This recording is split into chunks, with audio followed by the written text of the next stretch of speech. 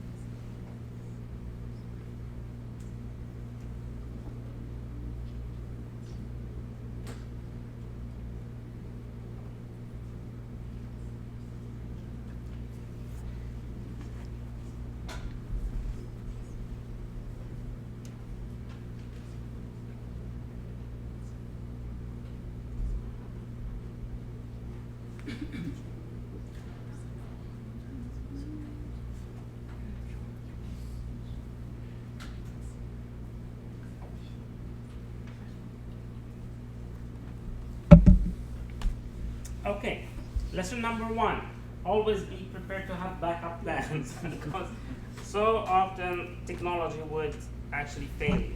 And that's not funny when you're teaching a big class. I had one time, the projector wouldn't come down, and in New Brunswick, my office is in New Brunswick, and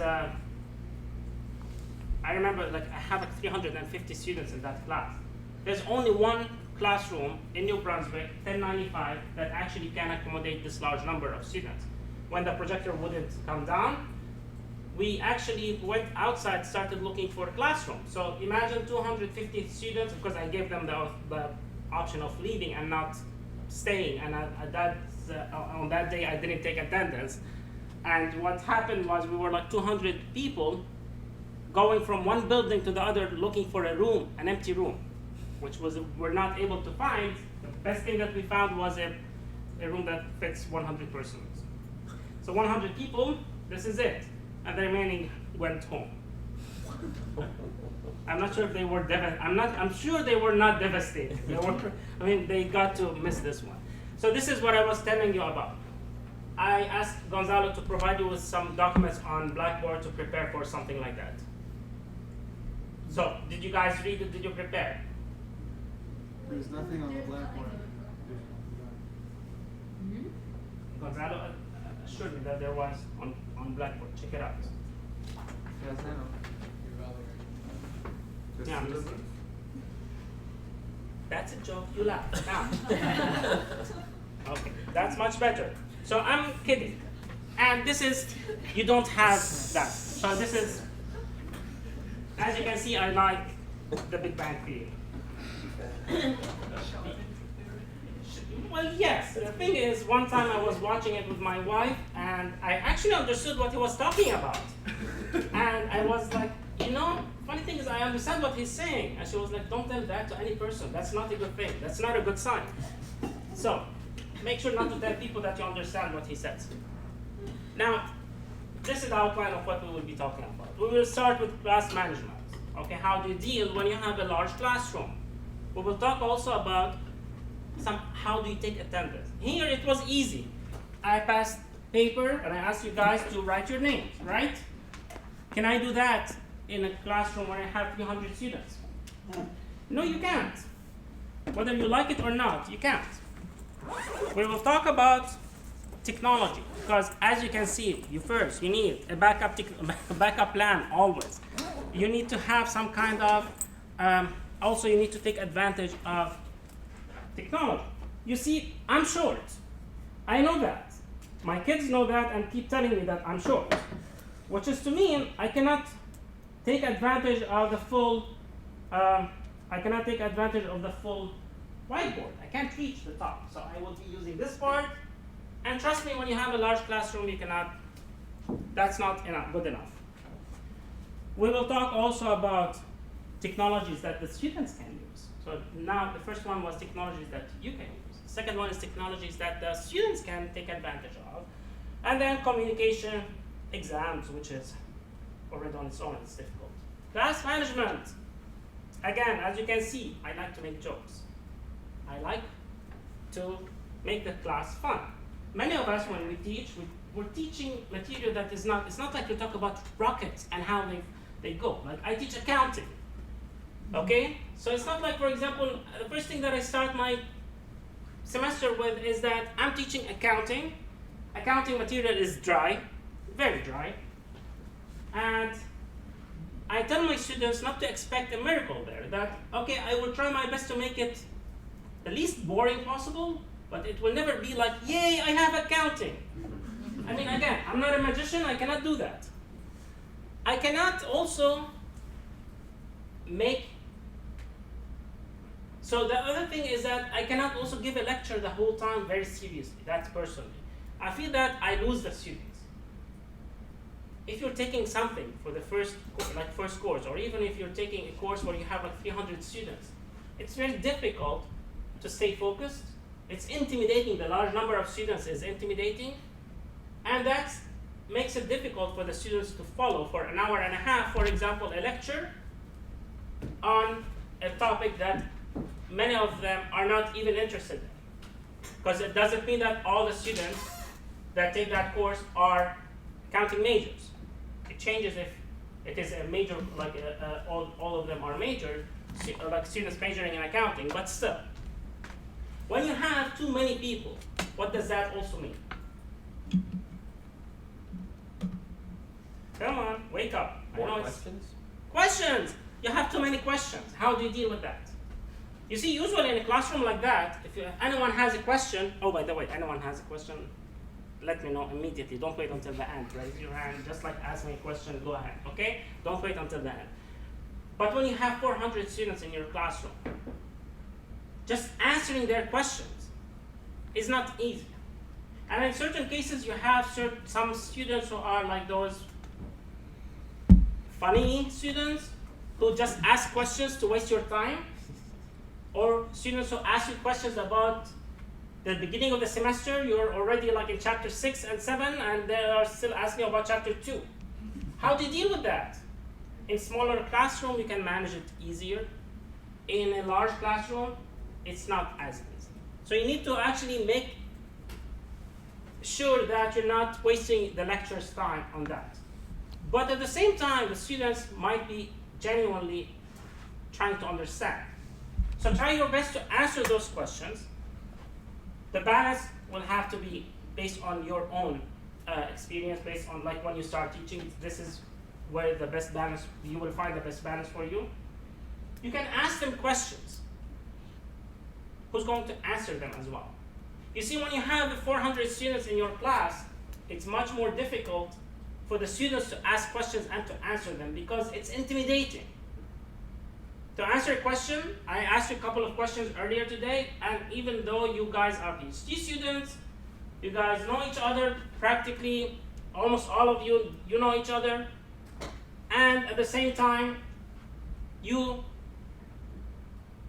found it difficult to start answering. I had to kind of like more or less yell at you that you're not laughing at my jokes. This is when you started to kind of, I broke the ice and you started to kind of answer my questions. It helps when the students feel that you're a human being and you're not just this robot teacher who's giving them a lecture and leaving. It helps a lot because they feel that you actually care about them. So when I used to receive questions that more or less don't make sense. If I want to answer them in class, if I feel that most of the students will benefit from it, I would answer it. Otherwise, I would ask them to come see me after class. I would stay sometimes. I remember one time I stayed for like 50 minutes after class because students had like, they were lined up, like 15, 20 students to ask me questions. And we'll get to that later on. But like, I actually asked them to come see me after class to answer their questions. Those who are serious about learning, they will come see you. Those who are just trying to waste your time, they will just pick up their bags and leave. So either way, it's a win-win situation. Now, so this is related to, let's say, questions regarding old material. Okay, as you can see, I'm using Join Me, a technology that allows me to wirelessly project my laptop over the internet to my desktop. Now, again, why do I do that? Because in the classroom, it's difficult to use the whiteboard. As a result, I use this technology. So I had one incident in one class where a student, apparently they were aware of the technology, and they were able to get the number that I was entering in Join Me. As a result, they were on their laptop, they were seeing my screen. I'm fine with that. Again, I'm a nerd. I haven't printed a paper since 2010, I think. I have all my files, all my textbooks, everything is on this one, which I just switched off. Okay, don't laugh. Come on, guys. Come on. I have no idea what I did. Anyways, so long story short, that student took advantage of the technology and sent me a message. You see, you can send messages when you're using Join Me. So the first message was a joke. It was funny. It was, what did the accountant's wife tell him when she couldn't go to sleep? So what do you think the answer was?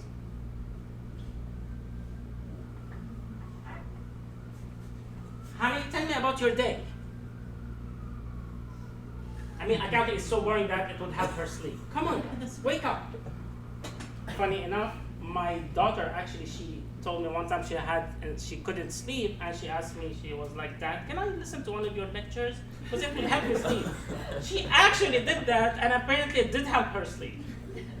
I like to think that it was just like my voice next to her. It's not just that the material was, or my presentation was too boring. So that student sent me the first message. It was a joke, it was appropriate. The second message was definitely not appropriate. How do you deal with that? So these are situations that can arise. You have sometimes some students who are aggressive by nature, so that you might have a student who would start yelling or something like that. Again, how do you deal with that? These are things that you need to take, to be careful about. Another thing is noise. Like when you talk about noise. In this classroom, it's small. I don't even need to use a microphone. In that room, you need a microphone. They can barely hear you. I mean, even the first half of the class cannot hear you well without a microphone. The distance between the whiteboard and the first row was like from here to the wall. That's the distance between where I stand and the first row. This is the size of the whole class here. So those students, when you have 300 students or 400, if they start talking, even whispering, it will be very loud. So I usually start my semester again by telling them that I ask them to hum. Just hum. They look at me with blank faces. Just hum. I mean, how difficult it is. Just hum. And when they start humming, they see how loud it becomes. It becomes like a beehive. And I tell them that this is why it's difficult for me to continue giving a lecture when there's such noise in the room. And I tell them that I would usually, if I hear someone talking, I will stop the lecture until they stop talking. And I've done it a couple of times. Like, my classrooms are usually pretty quiet for a 300 student class. Because one time, like, one of the students was talking to his friend, and I decided to stop, and I started staring at the students, like straight forward, stared at their face. And that student was kind of insolent because they continued to talk. But after 1 minute of silence, I stood there for 1 minute, not talking, not saying anything, just looking at the person. Their friends, they started like looking at them. Come on, shut up. The professor is looking at you. And then, after a minute, they stopped talking. I told them I'm polite. I'm not going to yell over people. So if you guys are talking, I'm going to listen. I don't like to put them in a spot where I would ask them to share. Some faculty do that. I would ask them, okay, do you have something interesting to share with the class? That would be, in my opinion, too much. I don't like that. But at the same time, I'm not going to try and raise my voice so that the others would hear. You want to waste your time? You want to watch YouTube on your laptop? Be my guest. But as long as you're not interrupting the classroom or you're bothering other students, I'm okay with that. You will see faculty that do not allow any laptops. I'm fine with using this because I usually provide the slides. I allow students to see them, to use them in class, as opposed to printing everything or bringing the slides to class. I take notes directly on my laptop, so why not the students?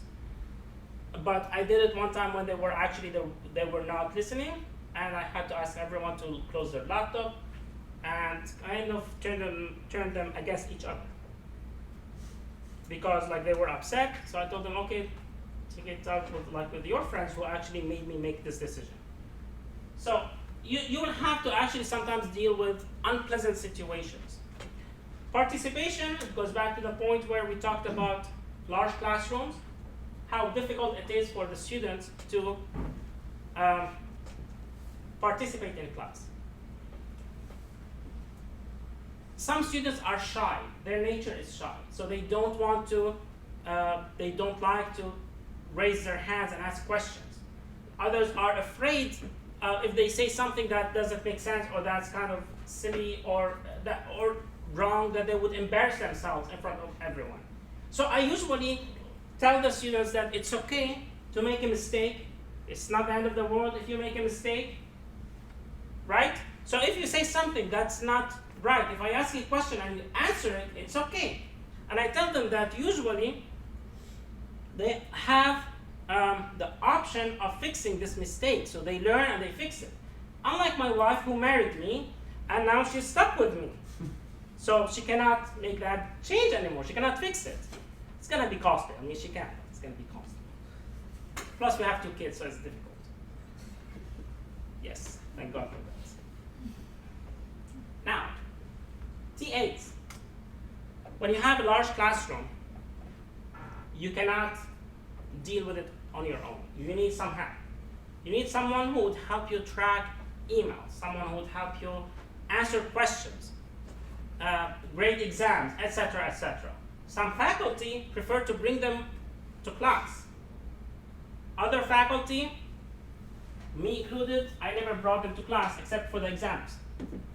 Now, the topic that you're teaching that is what will make you make this decision. If you're having breakout sessions, so smaller groups that need to discuss stuff, then you cannot do it on your own. You need help. In my case, I was giving a lecture and I had technology, etc. So that was different. It was more of a lecture and questions and answers, and we solved problems, etc. We'll get to that later on. So I never needed to have the TAs with me. But that's also a personal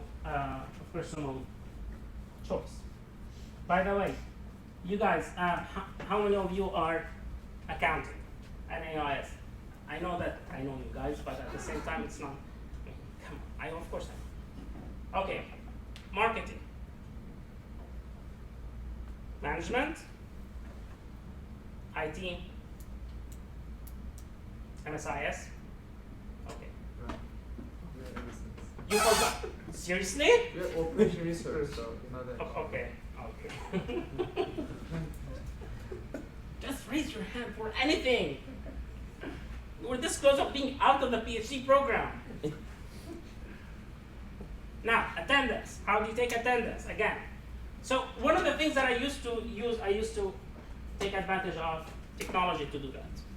I would use clickers. How many of you have ever used clickers in class? Clickers can be used over the phone, but like Rutgers doesn't like that. So basically you need to use it with a device. I required all my students, actually the business school requires all entering undergrads to buy this. So the idea here is that you have questions. I teach accounting, and as a result, I would put a problem there. I would give them a minute to solve it. During that minute, it's like a mess because everyone can, I tell them you can solve it with your friends, with the people next to you, discuss it with whoever you want, try to solve that problem. And at the end, I would get the answer on screen. It would give me the percentage of each answer.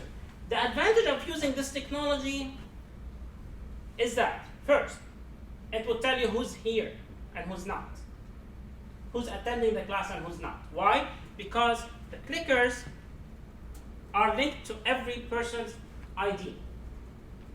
There's always ways of cheating where, for example, Kelly can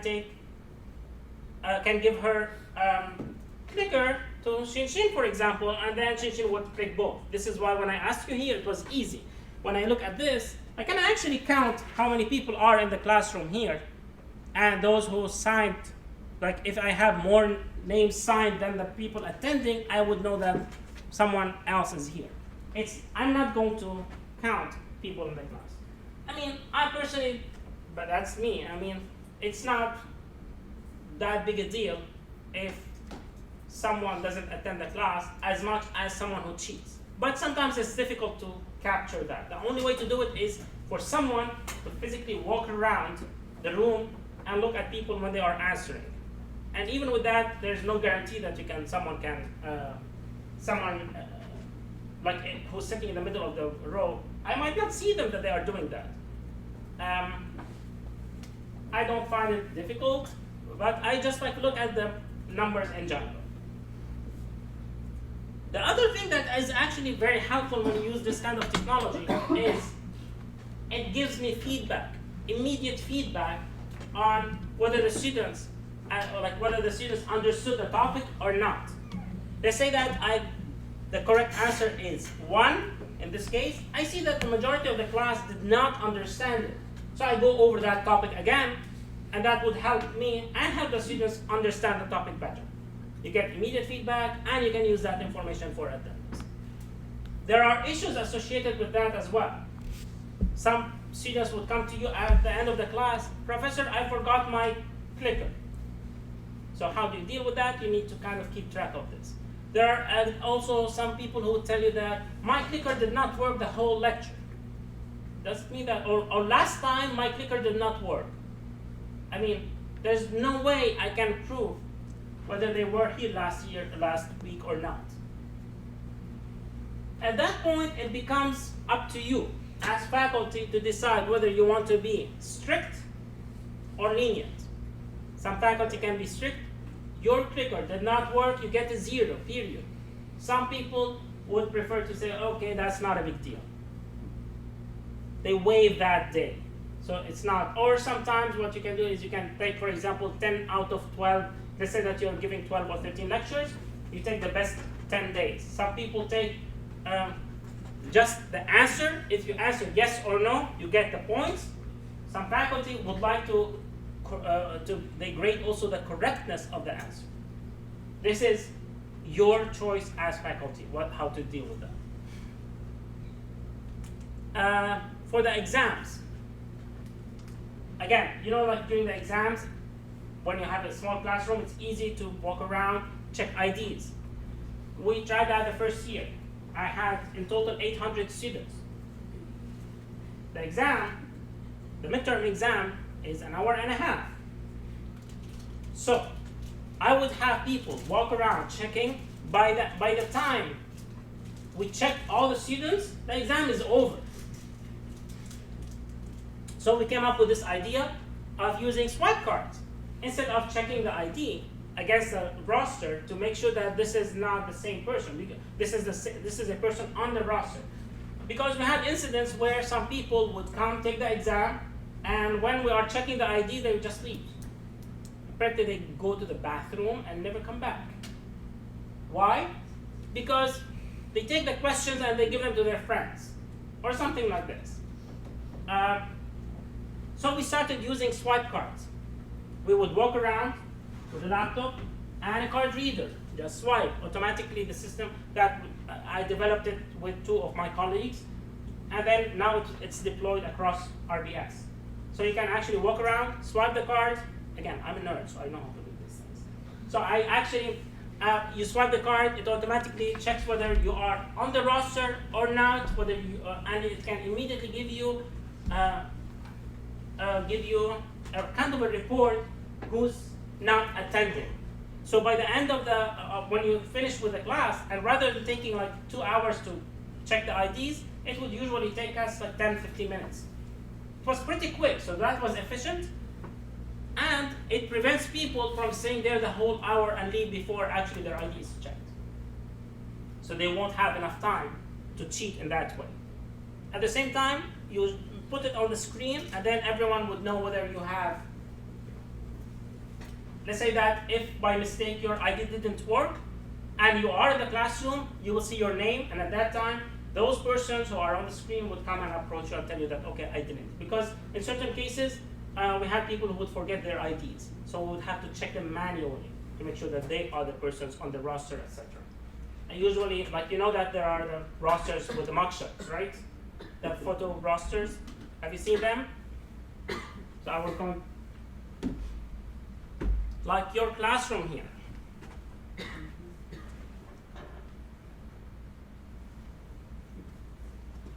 This is the roster from your classroom.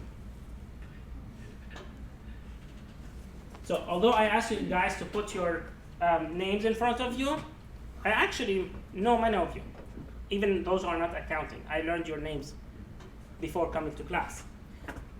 So this is one of the advantages of using swipe cards. Now, in one of the classes, we wanted to run some kind of, call it like an experiment. We wanted to check in those large classrooms. Because some students would come to class, I was giving like 3 sections. So one of them was from 6:30 or 6:40 p.m. until 9:30 p.m. Many of those students, they had jobs, etc., so they would come to class and practically sleep. Luckily, none of them was snoring, but they would sleep. So I was thinking, how beneficial it would be for them to come to class as opposed to doing some kind of preparation online. So what I did for one section, I did not, Rutgers does not allow me as faculty to say that attendance is not required, because as students you are expected to attend. So I cannot go against the policy of the school. But what I can do is not put any grade on attendance or participation in class. So automatically the students, they understand that in the first couple of lectures. So okay, so we're not graded on attending. Why attend if we're not interested? You still had a lot of students who did attend, The funny thing is, I assigned some kind of work on Orion. Orion is like for example, my McGraw-Hill and Wiley Plus and Pearson. They have those kind of smart learning, adaptive learning, where it's like self-learning. This is not the assignments. This is based on according to your own pace. It kind of helps you prepare for the class, for the assignments. I gave them some kind of assignments for that, and apparently, at the end, we compare the results. After all, we are researchers, so we would like to run these kind of experiments. It actually turned out to be that they did the same thing. So what I provided them with, I gave them this assignment on Orion, where they have to learn the material, they have to kind of work through certain problems. And the other thing that I actually did was I taped all my lectures, and I gave them access to my lectures. I had 2 copies of my lectures, one of them boring and sitting in my office and taped like for 2 hours me talking to the screen, which was honestly, it was like crucial for them to understand, but at the same time, to me, it was a torture because it's like talking to yourself, literally. The second one, I was taped live in class. What makes it different is it's much more interactive. So you have some students who ask questions, plus I can make a joke in class. You cannot make jokes when you're looking at yourself. It's like telling yourself a joke in the mirror. It's not funny. But when you tell the joke to the classroom, it's kind of, you sound less silly. And this is one thing. So I provided them with lectures, recorded lectures of the material. They had access to the textbook, and they were assigned an additional work. So that actually helped a lot with them understanding the material. Apparently, and this was simply to see whether the students would be better off with a class that is fully online or hybrid, as opposed to classes that are in this large mega class format. So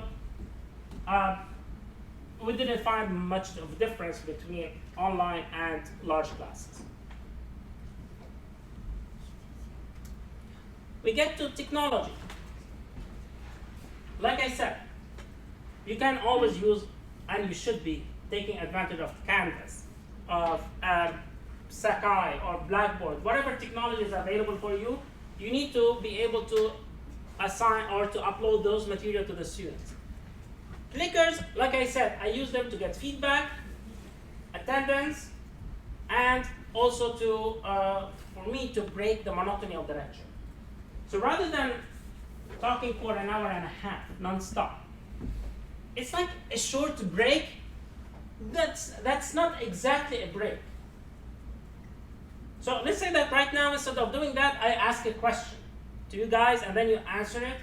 You take a minute, you talk amongst each other, and then you answer it in 1 minute. And it's fun how this happens. It breaks the monotony of the lecture. To me, this is important. The new generation, many of you included, have the attention span of a sparrow.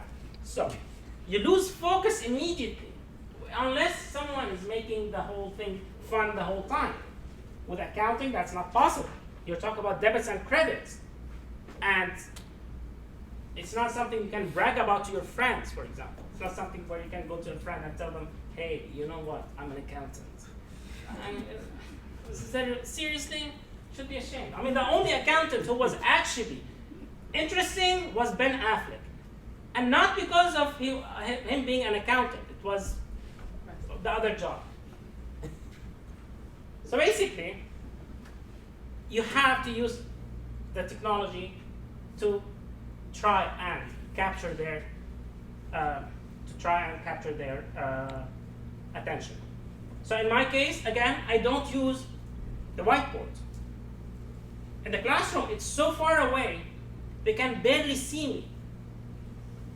Like seriously, I stood in the back one time, I looked like tiny. And writing on the whiteboard, I have very bad handwriting. Like seriously, bad handwriting. And writing on the whiteboard, it actually prevents me also from looking at the students while I'm walking, while I'm talking. Instead, what I do is I do this.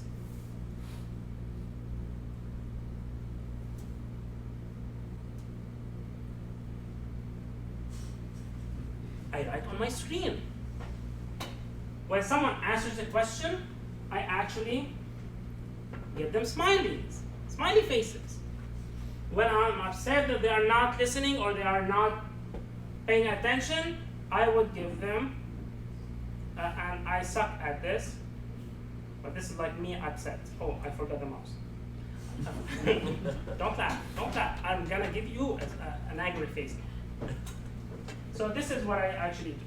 I take advantage of technology to make it easier for me to capture their attention. Plus, the other thing is that whenever I write, when I have a problem, I write on the screen itself.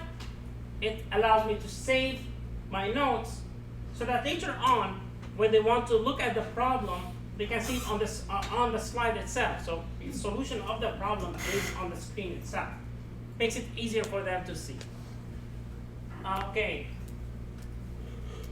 Many classrooms nowadays and a lot of schools, they actually use some like the smart boards where you can actually write directly on the smart board. Personally, I don't like to stand behind the podium. I know a lot of people feel more comfortable standing like this and talking. I feel this becomes like a barrier between me and the students. I like to walk around. I walk a lot. I don't stand still. So I prefer not to stand behind the slides. And when I put the slides automatically, and you guys will notice that later on when you start presenting, when you are looking at the slides, you will automatically read from them. You need to try and avoid that. The students will write that in the evaluations. They will say, Hussein is only reading from his slides. I can read the slides as well. Why do I need to waste my time to come to class for someone to read the slides for me? You don't want to do that. So you want to try and understand the material and try your best not to look at the slides. Walk around. It's useful every now and then to look at the slides and say, oh, okay, so this is what I need to do. This is the topic that I need next to talk about. I need to talk about microphones. But I don't think, okay, wireless mics, table overhead projector, that doesn't work. Okay? The other thing is, again, now we'll talk about wireless microphones. In a mega class, when the room is so big, and it depends on the way the room is designed. In 1095, the room is very long. So with people in the back, there's no way they can hear you, no matter how loud you speak. And I can be pretty loud, but not for the people in the back, way in the back, to kind of hear me. So what I do is, you need to use wireless microphones.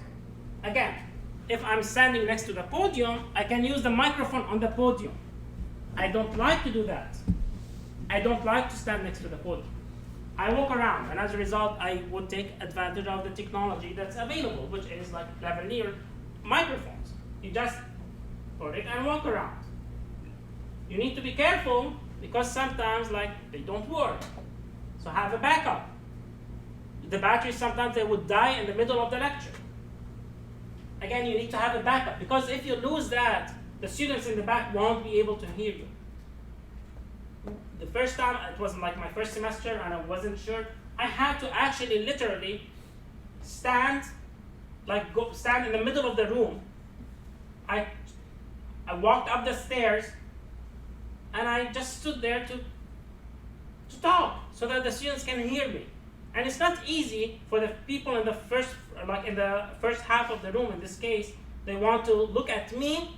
Are they going to look at me or are they going to look at the slides? So the whole dynamics change. So it's kind of difficult to have backups and use this kind of technology. Now, this is some kind of like an older technology. This is where you have, and that's why you have here this one. Have you guys seen these? There are tables here, and the reason why we have tables here is simply to have this kind of like table overhead projector. Some faculty prefer to use them over slides because they put their own notes as Word and stuff like that. Again, what I'm saying is take advantage of all this technology that's available. Any questions so far?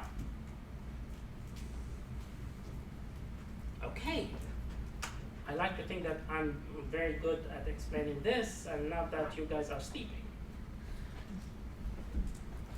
Technology that's available. Wiley, McGraw-Hill, etc. They give the students access to slides, to self-learning practice questions like Orion or Smart, like on Connect, on McGraw-Hill, etc. So those publishers, depending again on the topic that you're using, there are certain resources that are available based on the course that you're teaching. You might have access to recorded lectures. I personally found them to be very useful. I always tape my lectures.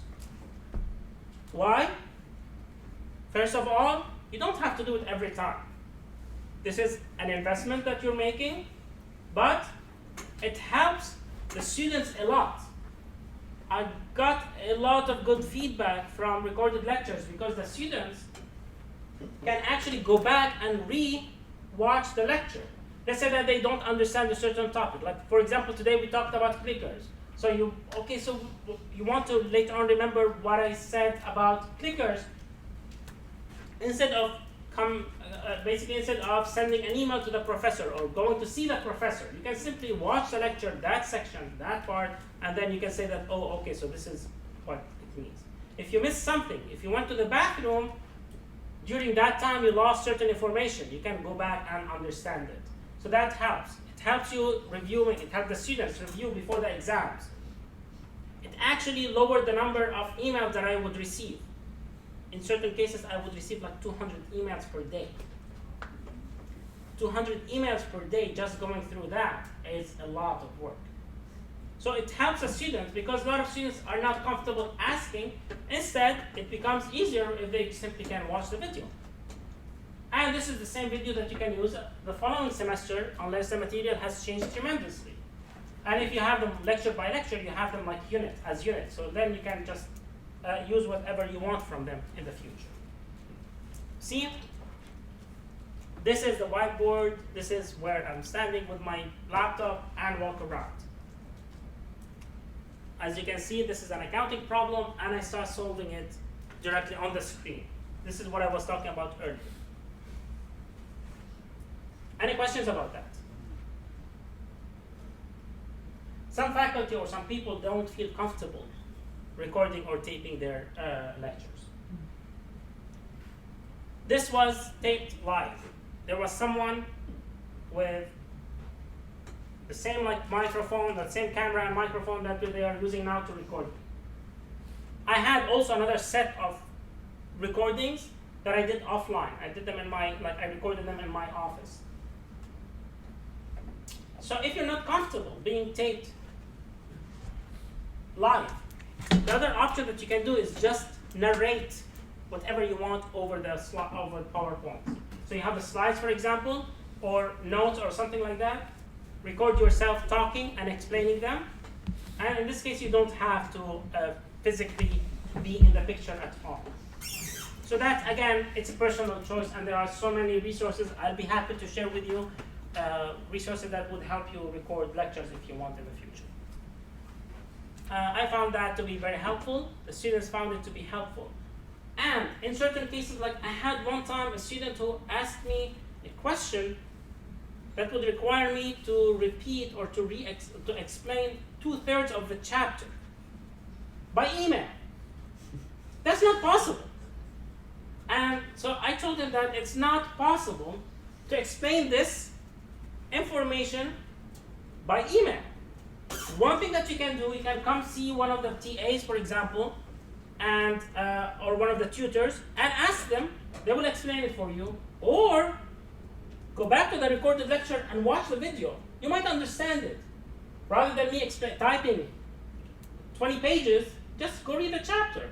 Or watch the video. That helps. So that actually limited the amount of work that I had to do as well. You see, you only have so much time to work during the day. And with this one, when you have 800 students, if you're teaching 2 sections of 400 students or something like that, it's very difficult to actually find the time to answer each one of the students. In fact, I personally would tell them to come see me after class or before class. I did not have office hours as in office hours. Because of the large number of students that I had, we actually just to sign, we had to get a software, a service, like this is Appointment Plus, simply for the students to sign up for tutoring hours. So kind of to sign up to meet with a tutor. We needed the software to do that. Whereas like in a classroom like this, I mean, you're expected to, you have like say office hours, or someone will send you an email, will tell you, okay, so can I meet with you next Tuesday? Something like that, right? It's easy to keep track of. With that one, we actually had recitations. You see, in addition to the recorded lectures, we had recitations. Are you guys familiar with recitations? This is like a shorter lecture. It's not a lecture, it's actually a place where you can solve additional problems. That's very helpful for the people, for the students to understand the material. But again, when you have 800 students, the traditional way of just doing one recitation in a week doesn't work anymore. We had recitations every day at multiple hours. We even had a recitation online, an online recitation on Tuesday, I think it was at 9 p.m.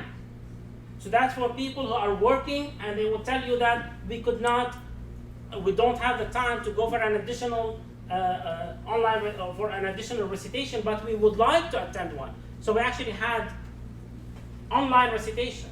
We had in-class recitations on a daily basis. And that recitation was given usually by a PhD student who would summarize the lecture and go over certain additional problems. Even that, so between that one and tutoring, we had to have Appointment Plus. We had to use a system for people to sign up for recitations and for tutoring hours. That was not easy. We had several TAs who would do that. Personally, I did not have office hours in my office. I asked them if they want to meet with me. I will always be like they can meet with me before and after class. And the reason of doing that is I had too many students. So even if you usually in a classroom you have 1 or 2 people who would go to see you. Let's say what, 5% of the class?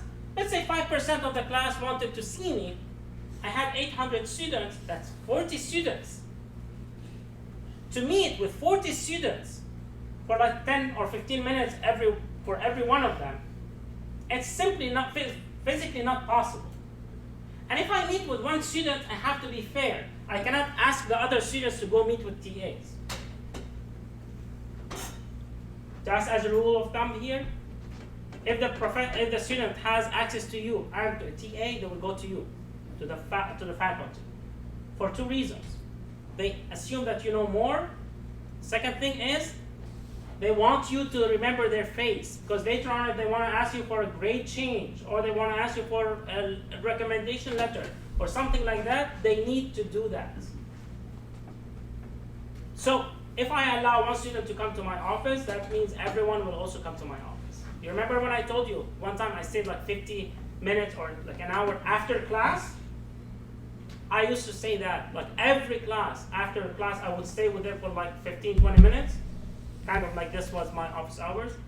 But the remaining part was, they would have to go see the tutors, if it's something longer than this.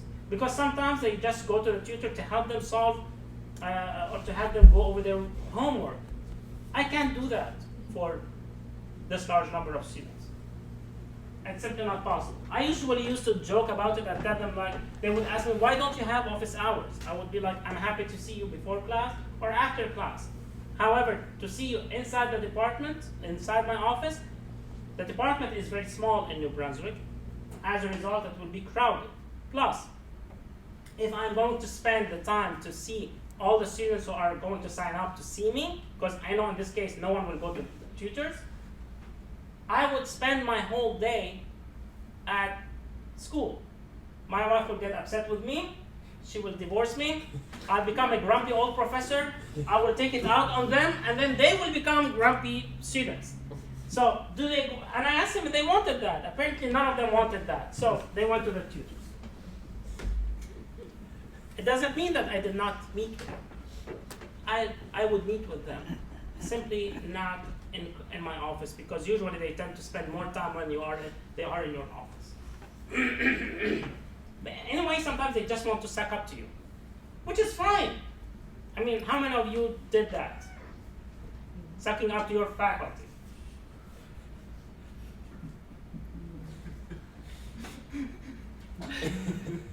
You all did. I know I did. We all do. But sometimes it's simply like time consuming. It's not possible for me to do that when I have a large classroom. Okay. This is an interesting part when you have large classrooms. How do you communicate? Through emails, right? You have a question? How many of you already taught a class? Not necessarily here, but I ever taught a class. Okay, so you guys receive emails from students when they have a question, right? Or even when you're TAing for a faculty, many of you already work as TAs, you actually receive emails sometimes regarding a certain topic, right? Or a question, or homework, etc., etc. I used to receive like 200 emails per day. And I had 2 emails. I have my personal email, not my Gmail, I mean like my Rutgers email. And I created an email, like a classroom email that I, like on Gmail, that I shared with my TA to help me with those. And I actually, in the syllabus, I mentioned it very clearly that, guys, please do not send me emails to my email. Send the emails to the classroom emails, which is to me, which would enable my TA to also help me with that. And I still receive 200 emails per day. My TA would help me with some of them, but I responded to the majority. I like to be in touch with the students. I like to see what the students understand or not. I would receive like some students would tell me that, okay, one guy like literally told me, I know that you asked us not to send an email, but I decided to ignore that, and I'm gonna send you an email directly to you. How do you answer that? Or sometimes you have emails where they will tell you like, hey dude, you cannot address your professor as hey dude. I'm okay with calling me Hussein, call me Dr. Issa, call me Professor Issa, call me Issa, call me Mr. Issa, whatever you want to call me. I am okay with that. But I'm not your friend, you cannot call me dude. And a friend of mine, she actually got an email from one of her students at the end, who was, the student wrote her, like, you go girl. I was like, what? I mean, there are certain things, certain emails that don't make sense. And again, with 200 emails, think about it. Just to open the email and check what it is, it will take you 1 minute, plus 1 minute minimum. Even if you're responding by yes or no, it's going to take you another minute. 200. Divide that by 2 minutes. Or I'm sorry, multiply that by 2 minutes. How many hours a day are you going to spend answering emails? So that was a lot. My TA would help me sometimes, but what I used to do, I ended up creating a template. It was like 4 or 5 pages on Word of answers, responses. Because many emails weren't the same. Like, for example, they would ask me, Professor, how do you solve this problem? First of all, every student has a different number, has different numbers on their assignments. It's algorithmic. It changes the numbers for every student. So I cannot tell them the answer. I don't know what each person has on their own on their assignment. This is one thing. The other thing, I would tell them that it's difficult to explain an accounting problem by email. I mean, sometimes it would take me like 2 seconds to explain it in person. But to write the answer, to type the answer, it actually would take me like 15 minutes. This is why I would ask them to either see me after class or to sign up with the tutor. But instead of repeating that over and over, which I did at the beginning of my of teaching, I actually had some kind of like a template. I would copy, paste that answer, and it worked. And then you have at the end of the exams, or like around the exams, people would ask you about like missing exams and like make up policies. Or I never gave an extension for a specific person. I don't make exceptions. Once you make an exception to one student, you have to be fair to everyone else. And I'm very fair. Like when I put the grades, I actually hide the names so that I don't feel, let's say if I like a certain person, I'm impartial and I try to be as objective as possible. I actually hide the names so that I don't give someone a higher grade than they deserve or something like that because I like them or for anything else. There's a participation grade which requires me to know the person, but that's it. So what I would do is I actually take those templates. So they would ask me, can we get an extension of the homework? I would be like, no.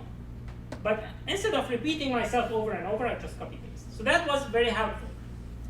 Now, how do you communicate during the class? Again, like we said before, it's intimidating when you have so many students. Right now, what did I do? I asked you guys to put your names in front of you. I already know a lot of names before I got here, right? How? Like I said, I opened the roster and I studied the roster. I literally study it before I go to class. When you have 300 or 400 students in your class, I try to study it. I try to remember as many faces and names as possible. It's very difficult. What makes it easier is later on, you start seeing people, certain people who are participating in class. I start drawing, like for example, I would draw a circle around that name. I know that in this case, Erica is answering questions. I write around, like I put a circle around her face that, okay, she is participating. And I start memorizing those names. It helps a lot when I'm in a classroom and I'm talking to people and I'm not just using, I'm just like you or you, I'm just like pointing at them. I actually know some of them. They found it to be very interesting in that I took the effort. They felt that I made an effort to learn their names. That helps. In a small classroom, and I did it on purpose, I asked you guys to put your names in front of you. But in a classroom like this, it's possible, and after a couple of lectures, usually the professor would know the names of their students. In a large classroom, it's not possible. Plus, usually you tend to sit in the same seat for the whole semester. How many of you does that? You go like, you have like a, more or less like an assigned seat when you take a classroom like this, small. How many of you? I usually would sit in the same spot the whole semester. They don't do that when we have large classrooms. They keep changing. And good luck finding where, you know that in this area, Ivy will be sitting in this area, okay? But it can change every time, from every place. So this is something that I actually learned. Try to know them. You won't be able to memorize 800 students. But it helps even if you know like 20 or 30 of them. Why? Because in this case, when you talk to them, you give them the impression that you already know them, and they feel more as if like you try to get to salvage some of this one-on-one or this kind of communication between the professor and the students. We talked about appointment plus. It's not easy just to explain to the students that they have to sign up through a software to take an appointment. It's like calling your doctor and making an appointment. It becomes that complicated sometimes. That's not easy. And the personal touch. This is a very difficult one. You have too many students.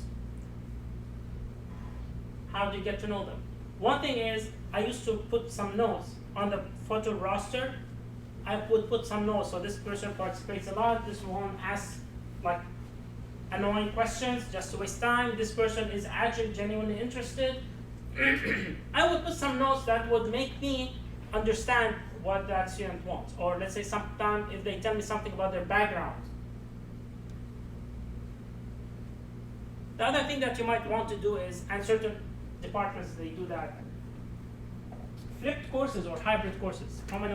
Do you guys know what hybrid courses are? Flipped courses. Who knows about that? Yes. So basically, it's part offline, part online. So part in class. What's the part that's in class? It's when you solve a problem. When you want to make it like, for like management, for example, they would have discussions in class. The part that is online is the lecture itself. So as faculty, you don't give the lecture in class. You have the video recorded, the material recorded in advance. The students have to read the chapter. They have to read the material, to watch the video in advance. They come to class and you discuss the material with the students. You discuss topics, you solve problems, and the concept here is that rather than spending my time in class giving this lecture, we can take advantage of it. The thing is, when you have a large classroom like that, there's research that actually says it's not as easy for the students to understand the material and not be lost in large classrooms. And as a result, the benefit of having a large classroom over, even if it's in person, over an online lecture is not really there. So like there is no real benefit. But again, some people disagree with that point.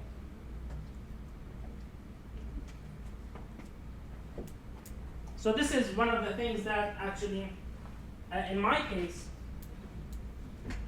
I kind of tried it, not completely. Remember when I talked about that class in at night? I actually did something similar to this, where I did not force them to come to class. I provided them with the lectures, and I allowed them to, I didn't force them to come to class, but I allowed them to come to class. This is actually how the classroom looks like. And this is not the biggest class. I taught a class like that where I had more students than this. The students are taking an exam. You have TAs here. This is just to take the exam. Do you really think if someone is cheating in the middle, it's easy to catch them? That classroom was designed in a way you cannot walk between the rows. Like here, what we usually do, like when you're proctoring, how many of you proctored an exam here? So when you proctor an exam, you can walk behind the student. There's enough space for me to walk behind the students. It's not possible there. We only walk on the sides. We tried to be more vigilant, etc. And later on, what we did, we tried to limit the number of people in the classroom just for the exams. The final exams, I would give them in the gym. I'm not kidding. We actually get the gym. They put tables and chairs for us. Then we have 700 or 800 students taking the exam. That's the only way to give a 3-hour exam that would not disrupt the whole class. I used to give multiple versions of the exam, 4 versions of the exam. There are different ways of doing versions of exams.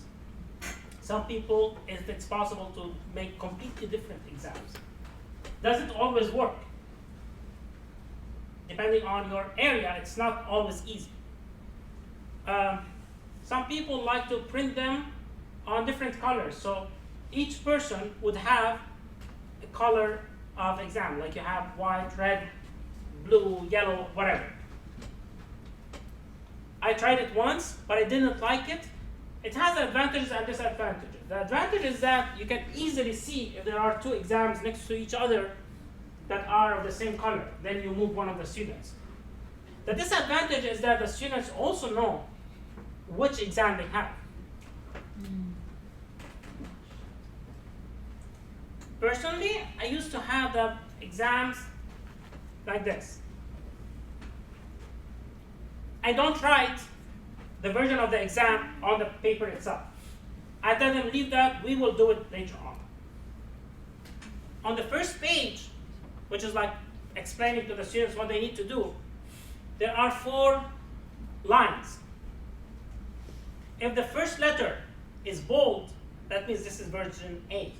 If the second line, the first letter of the second line is bold, it means this is version B. The third one is C and D. The students don't even notice what's happening on the first page. They just write their name. Some of them forget.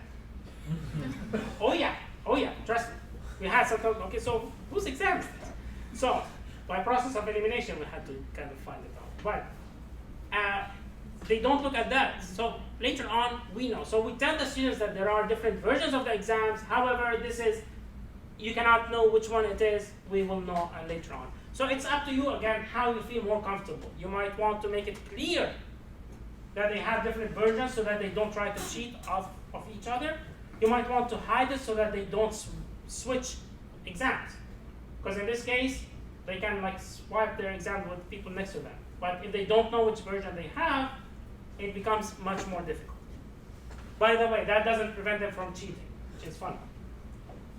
Again, we talked about the exams. Okay, some faculty, they give the exams not on papers, but using clickers. You know the clickers that we talked about earlier? You can use them for attendance, for feedback. Some people also use them for exams. I never did that. I was afraid of the technology that it would fail, and then at the end of the exam, you would have the student telling you that, Professor, my clicker wasn't working, and I lost time, etc., etc., etc. I thought that this would give me a lot of headache, so I used Scantrons and paper exams. I had too many students to worry about a clicker not working, or someone telling me that they lost their clicker, or it's not, whatever. Just didn't want to do it. But some faculty, and you guys will have to decide if you want to use them or not. Cheating. We already touched on that topic. Sorry. You have students who would go out to the bathroom and never come back. Or they disappear for like 10 minutes and then they come back. You ask them to put their phones, etc. on the table. But how do you know that they don't have multiple phones? It's not that just that. There are like smart watches. So now like people start to say, okay, if you have a smart watch, take it off. But what if I have it like this? So how would you know that I have a smart watch? I'm not going to frisk students. And some faculty would ask everyone to put their bags at the front of the classroom. I'm personally afraid of doing that. You ladies like to have Coach bags and Louis Vuitton and even Longchamp or other bags. Those are expensive. It's not like us guys. We have like, it's just like a Target backpack, so you can get it for like $50. Yours are more expensive. I'm not gonna take the risk of someone losing their bag. My salary would not cover that cost. I will not be reimbursed by Rutgers, so I'd rather not do that. Personally, I ask them to put their bags on the floor next to them, etc. And I try to watch them as much as possible. It depends on you guys, and this is, again, how do you deal with makeup exams? Usually you have, like in a classroom, say 5% will miss, or let's say 2% of the class would miss. Like you have 1 or 2 students who would miss the exam. I would have 25 to 30 students missing every exam. So just to give them a makeup exam is as much as a whole classroom. So it's not easy. You need to also make sure about these things and how to deal with them. Oh, bathrooms. I forgot to mention something else. Some students, what they do is also they go to the bathroom, they leave the answer there for their friends, and then they come back. A few minutes later, the other person would go there, get the answers, and come back. One of our faculty members, he's a senior faculty, he actually one time went to the bathroom, I think after, and by chance, he found the answers of his exam behind the toilet seat.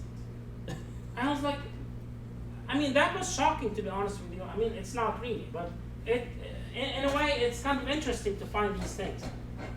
And I talked about smartwatches.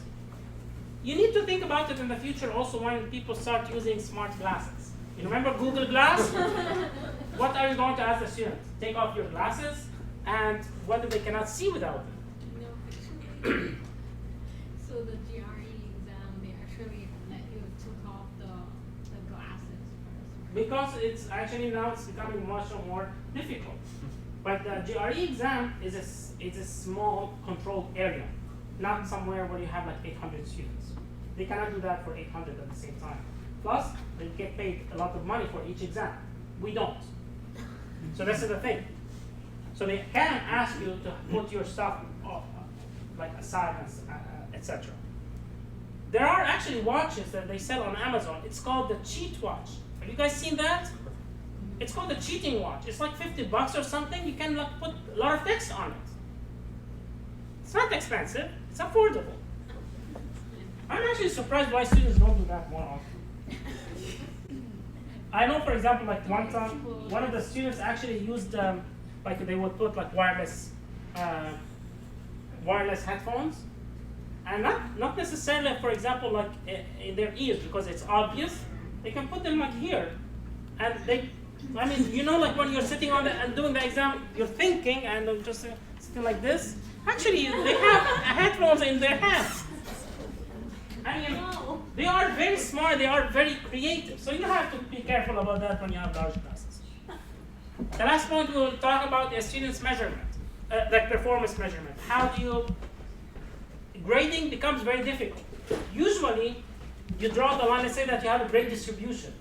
It's easy because you know that, for example, any grade above 90 is A, between 85 and 90 is a B+, between 80 and 85. So you have a clear breakdown of the grades, right? The grades, when you have this large number of students, becomes like continuous. So usually in smaller classes, you would have the grades are like, for example, 73, 72, 74, and then you have like 81, etc. So you have like, or let's say 77. So you have a certain gaps between the grades. The way I used to receive the grades would be like 79.21, 79.24, 71.35, etc. So in this case, where do you draw the line? If you say that, okay, 80, what about 79.9 or 79.8? I mean, when you think about it really, there is no big difference between 79.95 and 80. Why would this person get a B and this one get a C+? You have to follow, like in our department, we have a grade distribution. We have to follow it. So it's not easy to do that. It just becomes much more like you need to think about it. And I'm not saying that there's a right way of doing that. Each class has its own cases. And you need to be careful about this topic as well.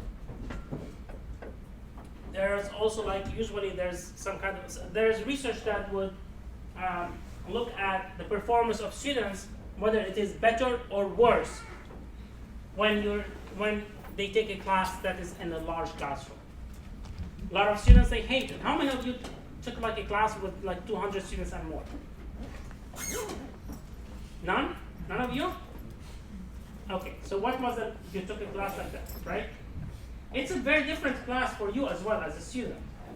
So a lot of students, they don't do well in those courses. They don't participate, they lose interest, they are too shy to talk to the professor, and their performance suffers because of these reasons. The other thing is that we suffered from was like assignments. You cannot give like an assignment where you have to manually grade everything. We tried giving one part of the final exam as that would require someone, like it was a statement of cash flows, and we asked them to fill it out. As a result, we needed someone to manually grade it. we had an army of TAs, of PhD students, and of faculty. We were more than 14 or 15 people grading. It took us 3 days for this one question. So after that, we actually converted all the questions to multiple choice questions. So kind of, we played a trick where instead of saying that, okay, how, let's say, fill it out completely, I would ask, okay, so what's this amount? What's this number? In this case, if they got those couple of numbers correct, I would understand that they solved it correctly. But that was the only way to deal with it with a limited number. Assignments, due dates. Again, people would talk about can you extend the homework? Can you reopen? I had a request from a student like around end of November. The semester ends first week of December, right? End of November, and she emailed me saying, Professor, I neglected to read your syllabus, and as a result, I did not know that those assignments were required. I was like, we've been talking about this the whole semester. So she asked if I would be willing to reopen the assignments for her. I, of course, refused to do that because it would not be fair to others. But you receive this kind of request. They will ask you sometimes for flexibility. Do you want to, can you extend the time? If the whole class asks me to do that, then I'm fine with it. But, again, I try to teach them deadlines. In accounting, you have to meet certain deadlines. So this is part of the learning process as well. Again, exams, we talked about multiple choice questions versus open-ended questions. Management, for example, might not have this luxury. You have to have those multiple choice questions, but usually you also get more TAs to help you because of that specific reason. Extra credit, I never gave extra credit. Never, ever in my life. When they ask me for extra credit, I tell them there was extra credit, it was called homework. Do the homework and do that. I just don't give extra credit. Because if you want to give an extra credit for one student, you have to open it to everyone else. And that would add a whole new assignment for 800 students, for example. That's a lot, it's difficult. Another thing that is for sure is your evaluation as faculty. There's research that shows that usually people who teach large classes, they receive lower student evaluations. You get like 1 point less. So for example, instead of, you usually get 4.5, you teach that course, you get 3.5. This is in general. You get lower evaluations. Simply because you have too many students and you are bound to find some students who are not happy with your course, right? You cannot please everyone. When you have a small class, it's easier to please than when you have a larger population. I used to kind of try, even just to get them to do that, take the effort to complete that survey is actually a challenge. How many of you, at least one time, did not complete the survey? I'm recorded, I'm not raising my hand. I'm being taped. No, but seriously, we all did that at one point. Do you always complete the student evaluation for the faculty? Sometimes you don't. So when you have a larger classroom, people lose interest and they might not do it. I used to try to encourage them. Again, I make a lot of jokes in my class. So I would tell them that this is your chance to, if you guys hate my guts, this is your chance to trash me. Take advantage of it. And those of you who are the good people who actually love me and they want to defend me against those villains who are going to trash me, this is your moment to actually defend me. Eventually, I would get usually like good response rate, which is important because you don't want to have like low response rate. It will skew the results most of the time against you. So this is something else. I used to get also a lot of requests to change my grade, to change the students' grades. I never changed the grade unless I made a mistake in grading. Say by mistake, like I had one time 2 students whose first name and last name were the same. So using like Excel formulas like to, by the way, just to upload the grades would take me like, sorry, so is it time? Oh, okay, so we're done, right? Go. I'm just kidding. So anyway, so this is something that is actually interesting to deal with the grades and stuff like that. Do you have any questions? I'm sorry, I didn't pay attention to that. Do you have any questions? I will make those slides available for you guys if you later on need them. If you have any questions, feel free to shoot me an email. I'll be happy to meet with you to discuss. If you have any questions, whether now or later on, when you start actually teaching, feel free to do that. Okay? Thank you, everyone.